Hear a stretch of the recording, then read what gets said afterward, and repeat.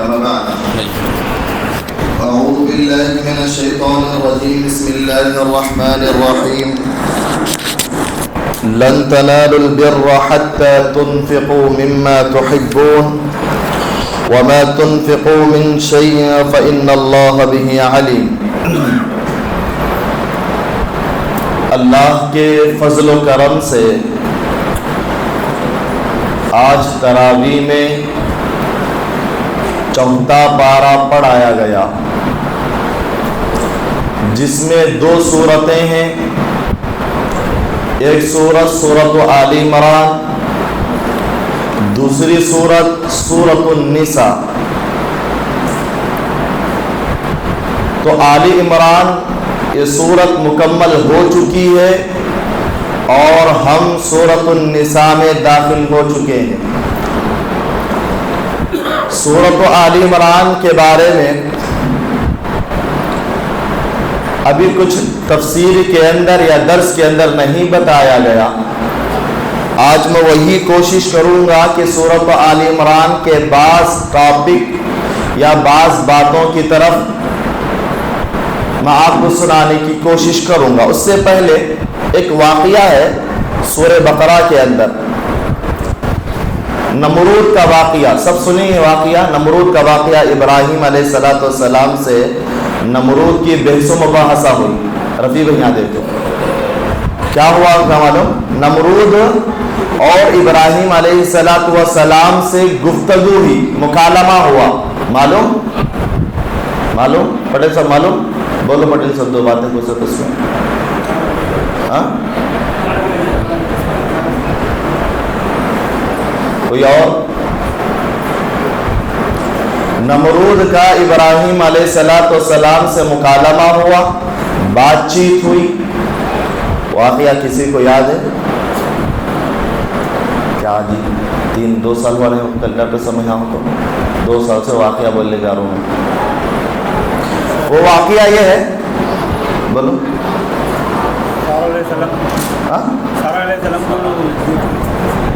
نمرود کے بارے میں بول رہا ہوں، سارا کے بارے میں نہیں.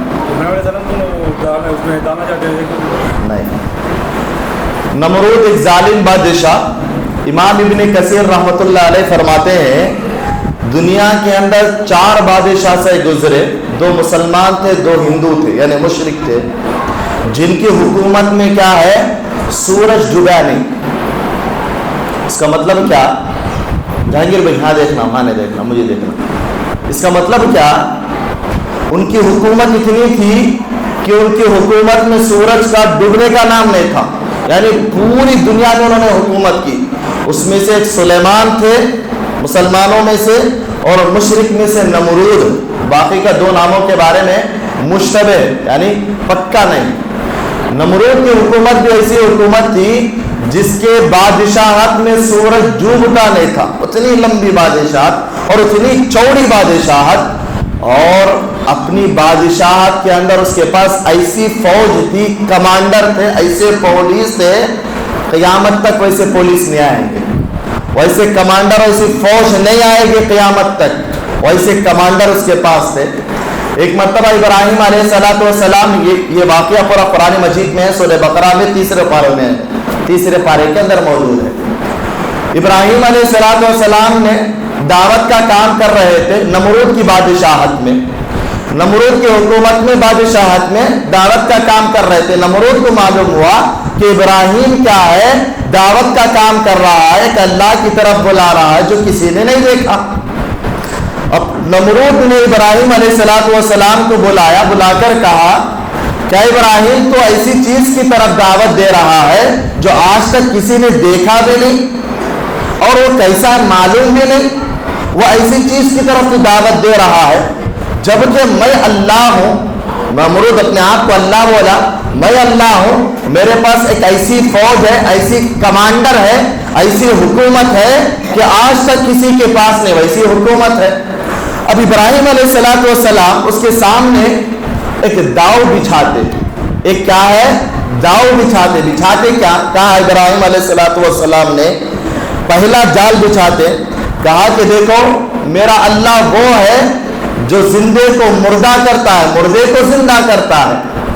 قال انا احیی و امیت، میرا اللہ وہ ہے جو زندے کو مردہ کرے گا، مردے کو زندہ کرتا ہے۔ اب نمرود نے کہا کہ میں بھی وہ کر سکتا ہوں، میں بھی کر سکتا ہوں، میں بھی زندے کو مردہ کر سکتا ہوں، مردے کو زندہ کر سکتا ہوں، میں بھی کر سکتا ہوں۔ کیا کرا معلوم؟ پاگل گیا قید خانے میں سے ایک آدمی کو پکڑ لے کے آیا، اسے مار ڈالا، زندے کو کیا کر دیا؟ وہ مردہ بنایا۔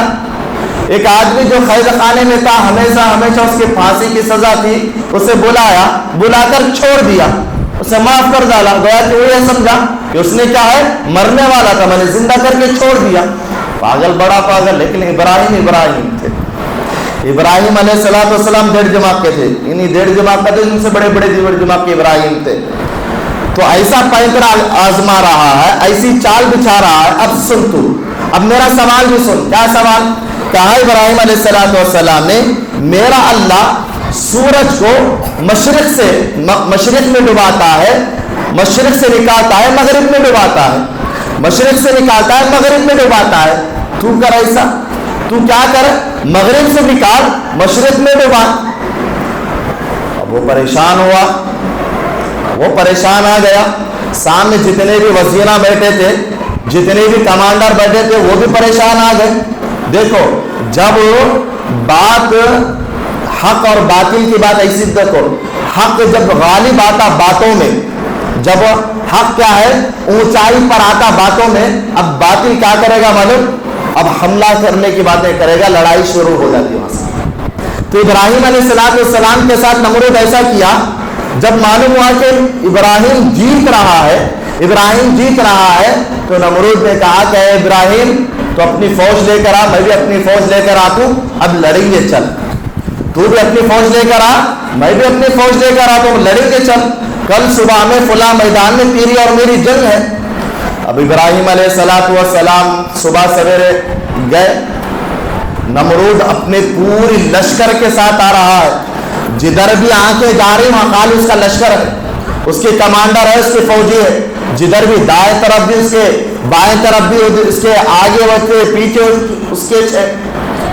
اب وہ نمرود یہ سوچنے لگا کہ ابراہیم کے بھی ایسے ہی رہیں گے، ابراہیم کے بھی ایسے رہیں گے۔ جیسے وہ میدان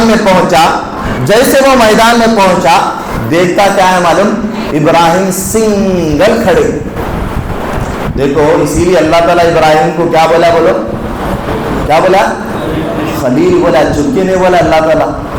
وہ یقین، وہ ایمان ہے۔ نمرود کے پاس اتنا پاور ہے، اتنا کمانڈر ہے، اتنی فوج ہے، اتنی طاقت ہے۔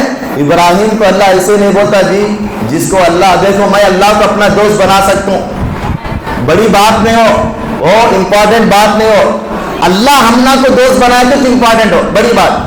تو ابراہیم کو اللہ تعالیٰ کیا بولا؟ خلیل اللہ، میرا دوست ہے۔ کیوں ہے؟ تو اسی جگہ ابراہیم کیا کرے؟ پوری طرح سے اللہ تعالیٰ کے امتحان میں کامیاب ہوئے۔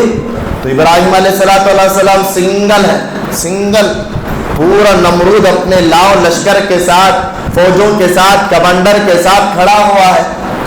اب ابراہیم دیکھ رہے ہیں کہ میرے پاس پیچھے کوئی نہیں، آگے کوئی نہیں، لیکن دل میں ایمان ہے، دل میں وہ طاقت ہے، وہ قوت ہے، اکیلے کھڑی۔ اب نمرود بولا کہ ابراہیم اب تیرا لشکر کہاں ہے، لے کر آپ لڑنا شروع کر۔ تو میرے بھائیو، ابراہیم پر کس پر بھروسہ تھا؟ ابراہیم کو، میں اسی لیے بولتا آپ بھی اللہ پر بھروسہ کر کے کھیتوں میں بیج ڈالو جیوے تو کیا کرتے ہیں؟ بیاج کے پیسے، اس کے پیسے لے کر آتے ہیں، نہ کو لے کر آؤ بھائیو، اللہ پر بھروسہ کر، اس کے زندگی آگے بڑھاؤ، انشاءاللہ اللہ آگے بڑھا۔ وہ یقین پیدا کرنا جی، سچ میں بول رہا ہوں۔ تو ہوا کیا معلوم؟ ابراہیم علیہ السلام سنگل کھڑے ہیں، سامنے نمرود ہے۔ اب لڑائی شروع، وہاں سے فوج بھاگ لے کر آ رہے، وہاں سے فوج کیا ہے؟ کمانڈر بھاگ لے کر آ رہے۔ ابراہیم کے پاس یہاں تک کہ ایک تلوار تک نہیں، ایک تیر تک نہیں، ایک تلوار، ایک تیر تک نہیں۔ آپ تو میں سمجھیں گے میں جھوٹ بول رہا، بلکہ نہیں میرے بھائی، قرآن میں ہے یہ پورا واقعہ کیا ہے؟ قرآن میں ہے، احادیث کے اندر ہے، پورا واقعہ ہے۔ اپنے طرف سے میں جوڑ کے نہیں بول رہا، آپ سمجھیں وہ سب جوڑ کے بول رہے، نہیں، یہ سب واقعہ قرآن اور حدیث کے اندر ہے۔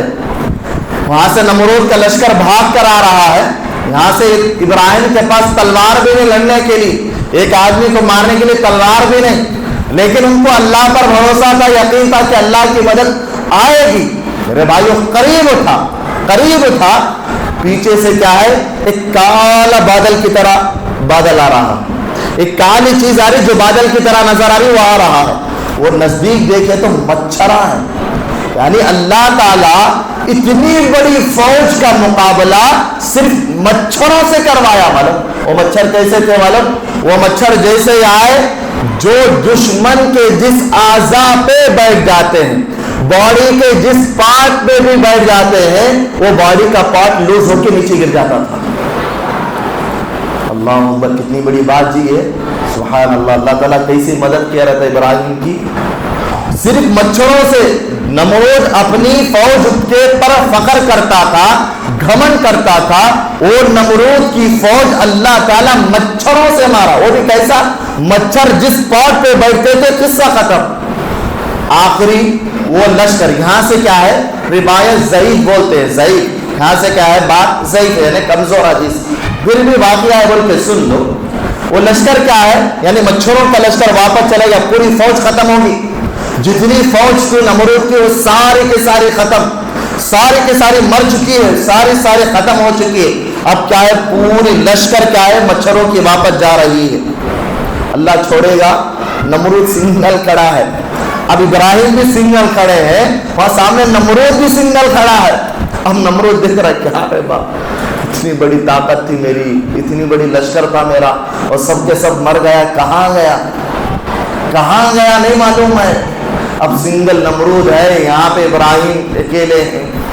اب وہ مچھروں کا لشکر واپس جا رہا ہے. زبیر بھائی، مچھروں کا لشکر کیا ہے، واپس جا رہا ہے. اللہ چھوڑے گا نمرود کو، جو اپنے آپ کو رب بولنے والا، اللہ چھوڑا نہیں. کیا کرا معلوم، ان مچھروں میں سے ایک لنگڑا مچھر تھا. اللہ اسے پھلٹایا، پھر وہ جا رہا تھا واپس، ریورس کرا اللہ تعالیٰ، یوٹرن مارک بول کے اسے ریورس کر کے کیا کیا معلوم، نمرود کے کان میں چھوڑ دیا اللہ تعالیٰ اس لنگڑے مچھر کو. اور وہ لنگڑا مچھر نمرود کے دماغ کے کونے کے اندر گھس گیا. اس کے بعد اس کی موت کیسی ہے معلوم، وہ جب بھی کچھ کرتا تھا تو ڈنگ مارتا تھا. اس کی وجہ سے اتنی تکلیف ہوتی تھی کہ نمرود اپنی فوج کو یہ بولتا تھا کہ میرے سر پر چپل مارو. یعنی وہ درد کے مارے اس نمرود کے سر پر اللہ تعالیٰ چپل مارتا تھا. اور اس کی موت کیسے ہے معلوم، چپل کھا کے اس کے سر اتنا بڑا ہوا، ایک دن وہ سر پھٹ گیا اور وہ مر گئے. میرے بھائیو، کیا سمجھ میں آئی بات کیا سمجھ میں آئی؟ بولو جی، کیا تھے وہ کامن بات، اللہ پر بھروسہ کرنا. مین اپنی طاقت پر کبھی بھی گھمنڈ نہیں کرنا. اپنی طاقت، چاہے علم کی طاقت، چاہے مال کی طاقت، چاہے کاروبار کی طاقت، چاہے ٹیلنٹ کی طاقت، چاہے اولاد کی طاقت پر کبھی بھی گھمنڈ نہیں کرتا. اگر کر لیا تو اللہ ہمارے سامنے ایک ایسی حقیر چیز لا کر ہمیں غارت کرے گا، ہمیں بھی اس کے بعد نظر نہیں آئے گا. آج ہمارے پاس ہے نہیں جی گھمنڈ ہے نہیں. میں آپ کو ایک بات نہیں بولا معلوم، ایک آدمی کا واقعہ ہے، یہ صحیح واقعہ، یہ واقعہ بھی صحیح. میرے استاد ہے شیخ عبدالعزیز عمری مدنی حفظہ اللہ. ان کے پاس ایک آدمی کال کرا. کیا کال کرا؟ مولانا میں اللہ کے راستے میں بہت زیادہ مال دیتا ہوں، میں اللہ کے راستے میں بہت زیادہ خرچ کرتا ہوں.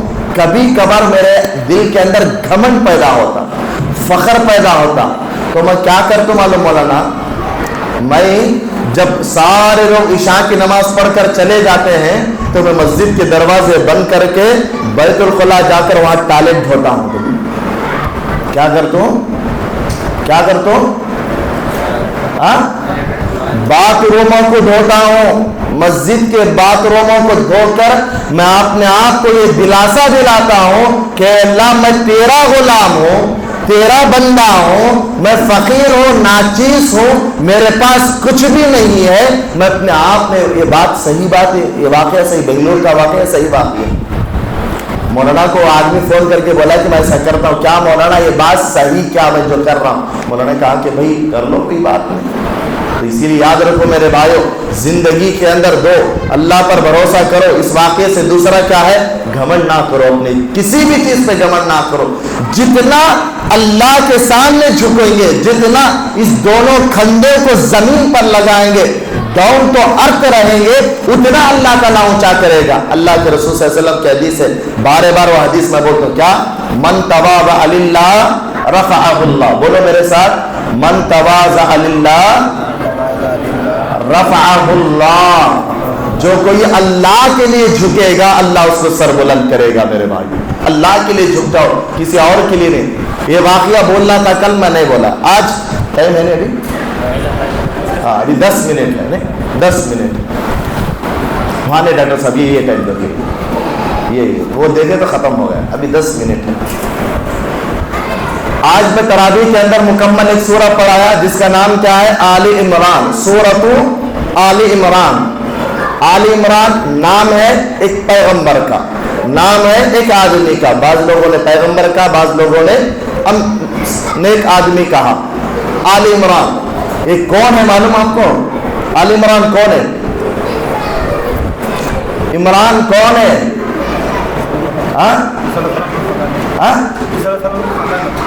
क्या हो ईसा अलैहिस्सलाम खानदान मालूम, लेकिन क्या लगती हो ना?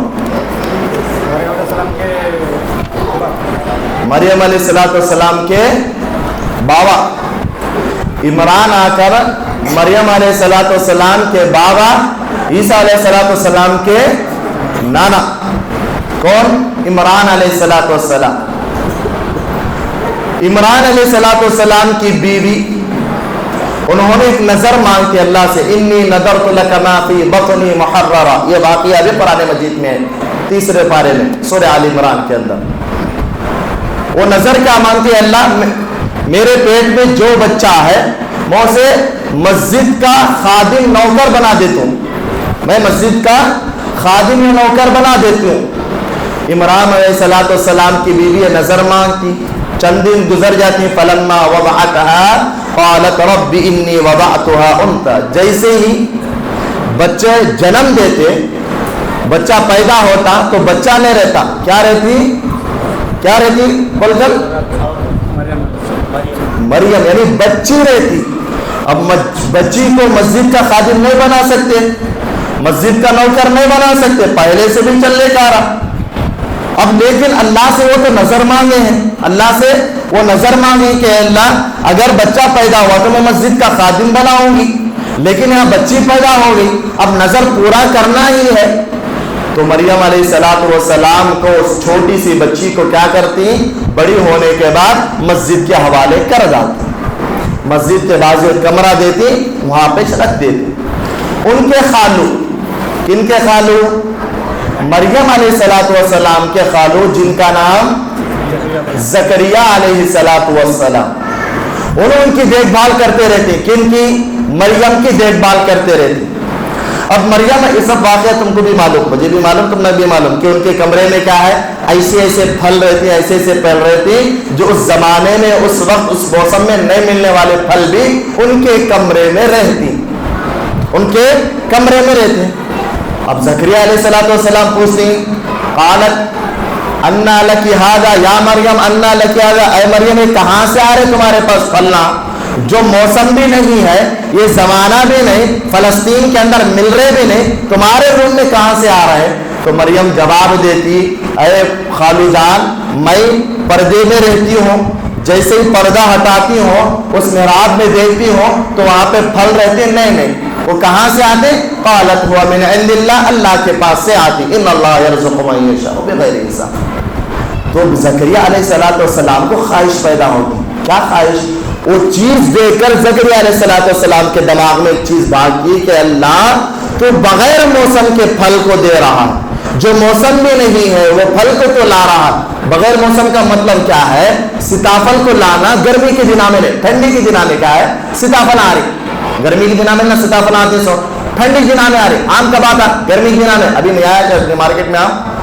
लेकिन हमारी मस्जिद में नहीं आया अभी। और डॉक्टर साहब हमारी मस्जिद में आना आम, हज़रतुल्लाह भी इफ्तारी में नहीं आ रहा आम, बात करो जरा, आती इंशाअल्लाह। हाँ تو کیا ہے گرمی کے دنوں میں آم آتے, گرمی کے دنوں میں آم آتے, لیکن ٹھنڈی کے موسم میں آم آ رہا, بارش کے موسم میں آم آ رہا, تو زکریا علیہ السلام پریشان ہو جاتے, پریشان کیسا آ رہا ہے, تو انہوں نے فوراً اللہ سے مانگ کی, ہنالک دعا زکریا ربہ, اے اللہ تو بغیر موسم کے پھل دلا رہا ہے, مجھے بھی خواہش ہے کہ مجھے بھی میرے بچے کو پیدا, یعنی میری نسل کو آگے بڑھا, مجھے بھی اولاد دے. فوراً اللہ سے مانگ, تیرے لیے کافی مشکل نہیں ہے بات, جب تو بغیر موسم کا پھل اتار رہا ہے تو تیرے ہاتھ میں یہ پاور ہے کہ مجھے تو اولاد دے گا. کب مانگ رہی معلوم, ان کی عمر کتنی ہے معلوم, 80-90 سال ہے. قرآن بولتا, قرآن کیا بول رہا معلوم, میری بیوی بانجھ ہو گئی ہے, یعنی بچے جننے کی طاقت نہیں رکھ رہی ہے, میں بوڑھا ہو رہا ہوں, میرے پاس توانائی, قوت اور طاقت نہیں ہے, میں پوری طرح سے مر چکا ہوں, لیکن مجھے امید ہے اللہ تو مجھے اولاد دے گا. میرے بھائیوں یہ واقعے سے کیا بات معلوم ہوتی, اس کے بعد اللہ تعالیٰ نے اولاد دیا. ربی حب لی من لدنک ذریۃ طیبہ انک سمیع الدعاء. زکریا علیہ السلام نے دعا کی تو اللہ تعالیٰ نے ان کو اولاد دیا. ان کا نام کیا تھا, یحییٰ, اور ان کو ایک کتاب دیا. بس.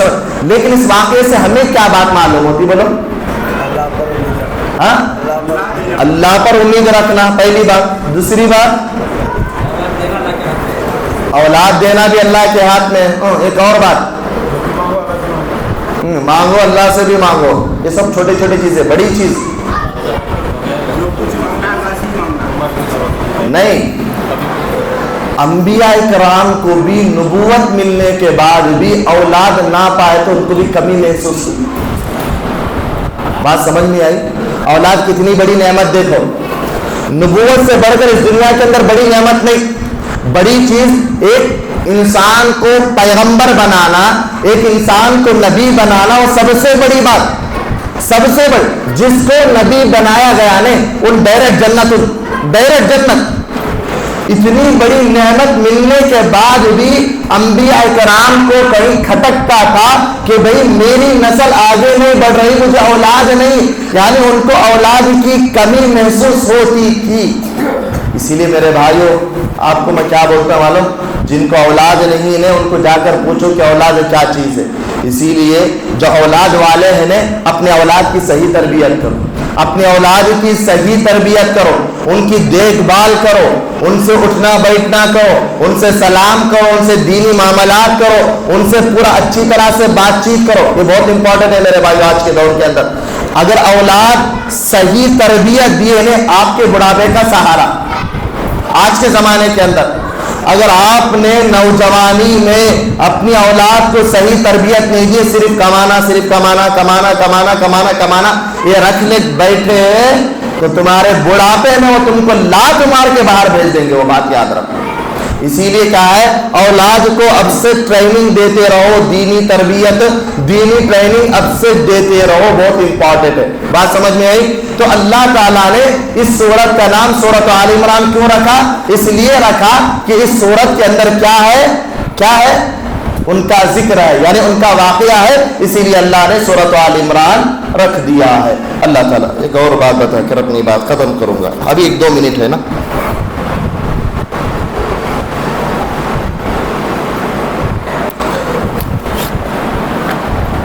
اس سورت کے اندر ایک دعا ہے. کیا دعا معلوم؟ ہر مسلمان کے میرے ساتھ پڑھو آپ. ربنا لا تزغ قلوبنا بعد اذ هديتنا وهب لنا من لدنك رحمة انك انت الوهاب. معلوم ہے دعا؟ معلوم کیا بولو دعا ہے؟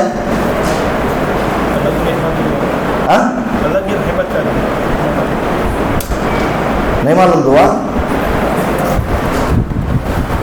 یہ دعا کیا ہے معلوم؟ اے اللہ تو اب مجھے نمازی بنایا ہے, روزے دار بنایا ہے, تو مجھے اچھا انسان بنایا ہے, اچھے اخلاق کیریکٹر والا بنایا ہے, مرتے دم تک ایسا کر. کب تک معلوم نہیں جی. وہ حدیث میں ہے نا, ایک آدمی جنت